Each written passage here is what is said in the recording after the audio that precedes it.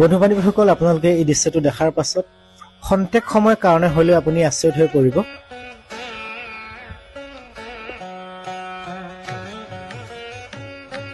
আপোনালোকে দেখিব পাৰিছে দুডাল প্ৰকাণ্ড ফেটি সাপে কেনেদৰে এটা বান্দৰৰ লগত খেলি আছে, আৰু সেই বান্দৰটোও দুডাল বিষাক্ত ফেটি সাপৰ লগত খেলি থকা আপোনালোকে দৃশ্যটো দেখিব পাৰিছে।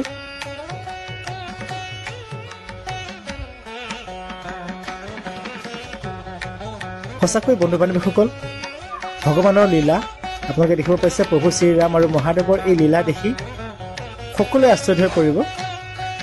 আমি যিসকল লোকে ভগৱানক বিশ্বাস নকৰাকৈ আছোঁ বা থাকোঁ, সেইসকল লোকেও আচলতে এই দৃশ্যটো দেখাৰ পাছত প্ৰভু শ্ৰীৰাম আৰু মহাদেৱক বিশ্বাস কৰিবলৈ বাধ্য হ'ব লাগিব।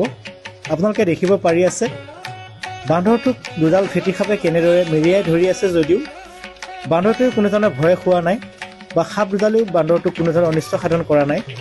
কি আচৰিত এটা দৃশ্য বন্ধু বান্ধৱীসকল।